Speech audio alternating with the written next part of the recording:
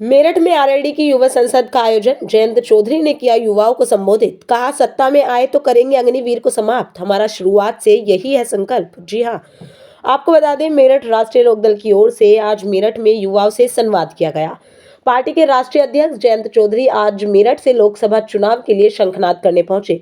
इस दौरान उन्होंने कहा कि इंडिया गठबंधन की सरकार आई तो सबसे पहले अग्निवीर भर्ती योजना को खत्म किया जाएगा। राष्ट्रीय लोकदल की ओर से आज युवा संसद का आयोजन किया जा रहा है। कार्यक्रम का आयोजन डाबका मोड़ साईधाम कॉलोनी मैदान में किया गया। मुख्य अतिथि रालोद के राष्ट्रीय अध्यक्ष जयंत चौधरी दोपहर को कार्यक्रम को संबोधित करने पहुंचे। मेरठ, बागपत, बड़ौद, मुजफ्फरनगर समेत कई जिलों से युवा कार्यक्रम में शिरकत करने पहुंचे।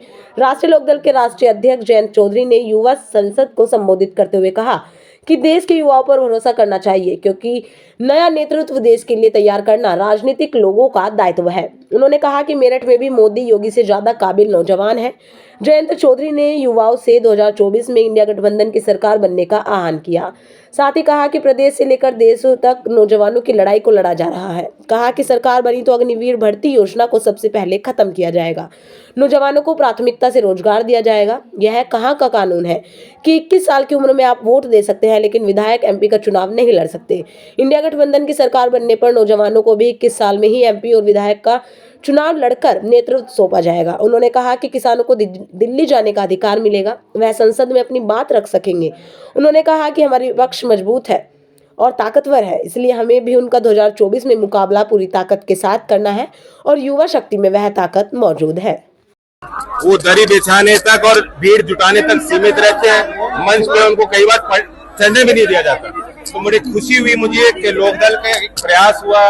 विभिन्न दल के युवा नेता यहाँ आए हैं। बिहार से, महाराष्ट्र से चल के इंडिया घटक दल के नेता मौजूद हैं और हमने 4 प्रण लिए हैं। उसमें स्वतंत्रता, समता, समरसता और न्याय की बात 4 प्रस्ताव हमारे आगे रखे गए हैं और सर्वसम्मति से पारित। अच्छा, आपने बात कही कि शादी नहीं, 25 साल तक नौकरी नहीं, क्या कहना है इस मामले? देखिए, सरकार की बड़ा फेलियर रहा है। 2 करोड़ नौकरी देने का वादा मोदी जी ने किया था।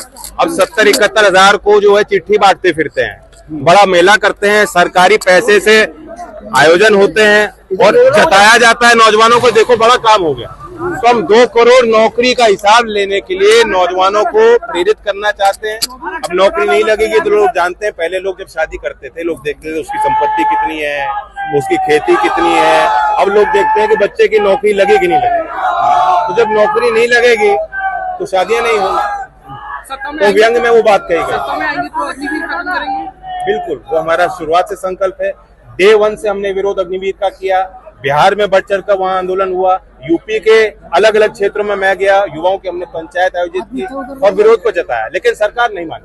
अब ये भी फैक्ट है कि उस समय सेना प्रमुख ने भी किताब लिखी है और खुलासे किए हैं कि वायु सेना जो है, एयरफोर्स और नेवी दोनों विंग इसके लिए तैयार नहीं थे। तो ये जबरदस्ती जबरन एक फैसला उन पर थोपा गया है। ये फैसला वापस लिया जाए। जैन जी, मैं एक सोचना चाहता हूँ, युवा संसद का रखने के पीछे मकसद क्या है और आगे इसको कितनी जगह रखा जाए? युवाओं को ये विश्वास दिलाना, ये राजनीतिक मंच उनका है। राजनीति से पीछे ना हटें, अपनी दूरी ना बनाएं। राजनीतिक फैसलों का प्रभाव उन पर पड़ता है, सीधा असर उन पर पड़ता है और इन मुद्दों को सुलझाने के लिए नौजवान अपनी संख्या बढ़ाएं। ये हमारा उनके लिए गठबंधन में कोई सीटों का कोई तालमेल हुआ? बात चल रही है। कितनी सीटों पे लड़ रहे हैं आपके यूपी पे आरएलडी? हम पूरे यूपी में लड़ रहे हैं। इंडिया की जो घटक दल की बात कुछ ही समय में तय हो जाएगी। समाजवादी और लोकदल के बीच बातचीत चल रही है, हम लोग तय करेंगे। 6 महीने पहले चुनाव मूड में आ चुके हैं, लेकिन INDIA 6 महीने पहले नहीं, मुझे तो लगता है जब से सरकार चल रही है वो तो चुनाव ही लड़ रहे हैं। हाँ, काम तो कर ही नहीं रहे। INDIA कहीं नहीं आ रहा है अभी तक। नहीं, ऐसा नहीं है। सीटों का भी कई फैसला नहीं हुआ। रणनीति बनती है, पर्दे के पीछे चीजें तय होती हैं, फिर जनता तक वो बात ले जाई जाती है। आरएलडी बीएसपी को लेकर आ रही है, आरएलडी बीएसपी को लेकर आ रही है। ऐसी कोई बात मैं देखता रहता हूँ, रिपोर्ट बहुत होती है, कोई पक्ष में बोलता है, कोई विरोध में बोलता है। सच्चाई ये है कि बीएसपी का खुद का रुख नहीं है। ये चर्चा आप ही तो चला रहे हो। आपने उनकी तरफ से कोई बयान सुना है कि मैं आना चाहती हूँ इंडिया में?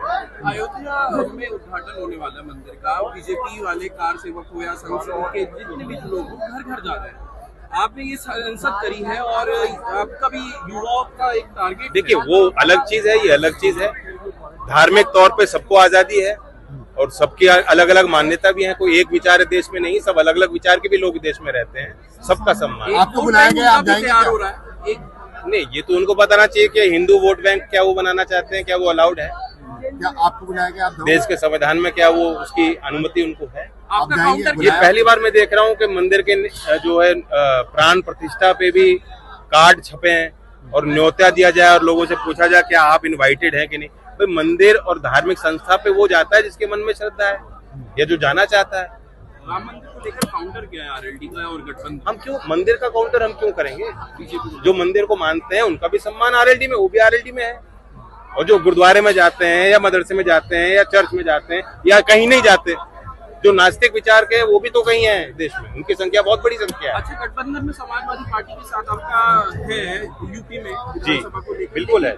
लेकिन जो सीटों का बंटवारा होता है उसमें कहीं ना कहीं दिक्कत आती है, तो वो इस तो बार देखो सीटों दिक्कत के क्यों नहीं बंटवारे आएगी, में जो भी जब भी कोई गठबंधन होता है स्मूथ, आप सोचें कि इतना स्मूथ हो जाएगा, सब उनकी भी अपनी आवश्यकता है, वो भी अपने पार्टी को बढ़ाना चाहते हैं। मैं भी चाहता हूँ कि हमारे कार्यकर्ताओं के साथ भी न्याय, लेकिन हम एक लार्जर गोल को, एक बड़े उद्देश्य को लेकर चल रहे लेकिन हैं। समाजवादी हमारे पार्टी- बीच रिश्ते बहुत अच्छे हैं, आपस में एक रिस्पेक्ट है, विश्वास है और लंबे चलने वाला हमने गठजोड़ बनाया।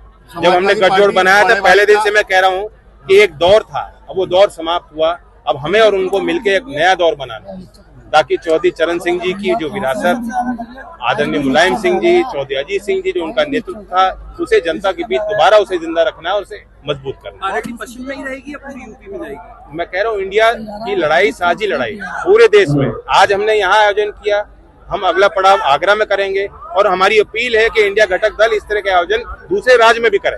INDIA का कौन होगा करता धरता, मतलब एक कोई आपने नियुक्त किया है? अभी तो ऐसा कोई फैसला लिया नहीं गया है, देखो बातचीत होगी तब बात बढ़ाई जाएगी। कितनी सीट विधायक जी, आज यहाँ पे महापंचायत का आयोजन किया गया है, क्या पूरा युवा संसद थी, महापंचायत नहीं थी ये।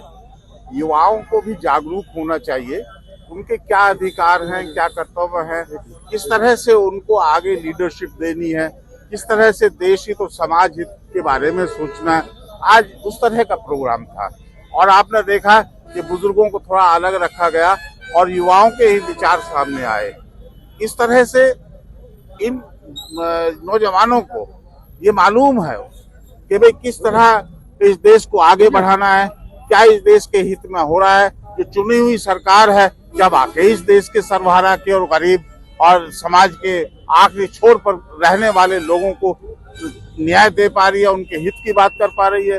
ये युवाओं को सोचना है और चूंकि युवा शक्ति देश में बदलाव ला सकती है, इसलिए इनका जहन साजी होनी चाहिए, इनका जहन बनना चाहिए, इनको मालूम होना चाहिए कि हम किस तरह से इस देश को जो गलत में ले जा रहे हैं, जो संविधान की धज्जियां उड़ा रहे हैं लोग, उसको किस तरह से हम बदल सकते हैं। कितनी सीटों को लेकर गठबंधन का आपका फैसला होगा?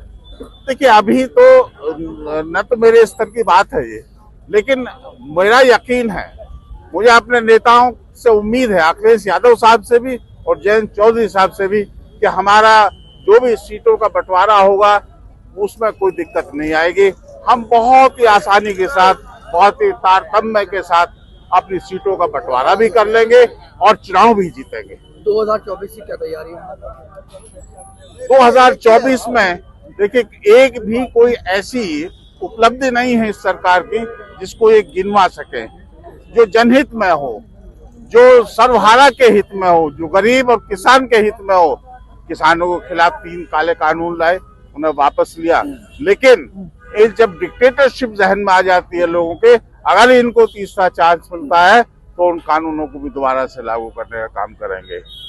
युवाओं को बेरोजगारी का मामला है, एक और वो अग्निवीर ले आए। वहां के आपके आर्मी के जो जनरल्स हैं, बहुत ही तजुर्बेकार लोग हैं, उन्होंने भी उसको कंडेम किया कि हमसे पूछा तक नहीं गया और ये बेकार की योजना ले आए लोगों को बेरोजगार बनाने के लिए। तो किसी भी फील्ड में ये सरकार कामयाब नहीं है, सफल नहीं है और इन्हीं विफलताओं को इन युवाओं के जहनों में लाना है और इनमें जागरूकता पैदा करनी है। मैं समझता हूँ इसी मकसद से प्रोग्राम किया गया था कि 2024 में ये नौजवान इस बात को समझे कि ये सरकार ढिंढोरा पीट रही है, कभी राम मंदिर की बात लाती है। अरे राम मंदिर बना भाई न्यायालय के आदेश पर, अब तुम क्रेडिट अपना आप ले रहे हो। वहां जो हमारे धार्मिक लोग हैं उनको भी नहीं बुलवा रहे हो, जो शंकराचार्य हैं उनको भी एक तरफ बैठा दिया तुमने। भाई धर्म का मामला धार्मिक लोग ही करेंगे ना, सब कुछ अपना आप ही करोगे।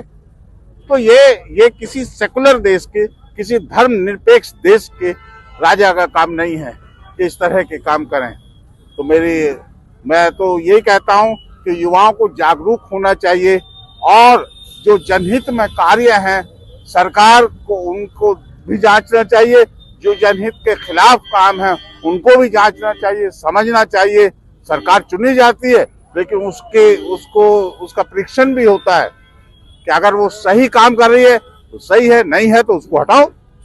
तो ये सरकार कोई जनहित का काम नहीं कर रही है, इसलिए उसको हटना जरूरी है। क्या नाम है आपका? मेरा नाम दीपक तोमर है और मैं राष्ट्रीय लोकदल का जो खेल प्रकोष्ठ है उसका प्रदेश अध्यक्ष हूँ, राष्ट्रीय खिलाड़ी। दीपक जी, आज यहाँ पर महापंचायत का आयोजन किया गया है, किस विषय में किया गया? ये महापंचायत नहीं, एक युवा संसद थी।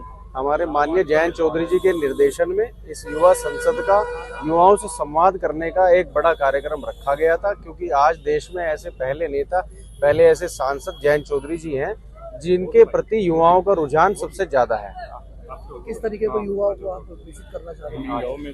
देखिए, जब हमारे जयंत चौधरी जी राज्यसभा के मेंबर चुनकर बनके सबसे पहली बार पार्लियामेंट में गए थे, उन्होंने युवाओं को संदेश देने का तो तभी से काम शुरू कर दिया था, क्योंकि ऐसे पहले नेता और पहले ऐसे सांसद जयंत चौधरी जी हैं जिन्होंने अपनी पूरी की पूरी सांसद निधि युवाओं को आगे बढ़ाने के लिए, खेल को प्रोत्साहित करने के लिए और खिलाड़ियों को आगे बढ़ाने के लिए देने का निर्णय लिया था, जिस पर गांव तो शायद कोई बच रहा होगा, लेकिन पश्चिमी उत्तर प्रदेश का ऐसा कोई जिला नहीं है जहां पर उनकी सांसद निधि से मिनी स्टेडियम या आउटडोर स्टेडियम या खेल संसाधन की योजना पर उन्होंने धनराशि आवंटित ना की। कितनी सीटों को लेकर गठबंधन की बात चल रही है? देखिए, ये तो हमारे शीर्ष नेतृत्व तय करेंगे, हमारे नेता तय करेंगे, लेकिन हम 15 लोकसभा सीटों पर हम चुनाव लड़ेंगे और जितनी लोकसभा सीटें हमें इंडिया गठबंधन में मिलेंगी, राष्ट्रीय लोकदल 100% जीतने का काम करेगा। 2024 की क्या पूरी तैयारी है? हमारी पूरी तैयारियां हैं 2024 की, और अभी 5 राज्यों का विधानसभाओं का चुनाव हुआ था, आपने देखा होगा। उसमें हमें इंडिया गठबंधन के हिसाब से राजस्थान में 1 सीट मिली थी, जिसे हमने भारी मतों से जीतने का काम किया। हमारा 100% वहां पर रिजल्ट रहा।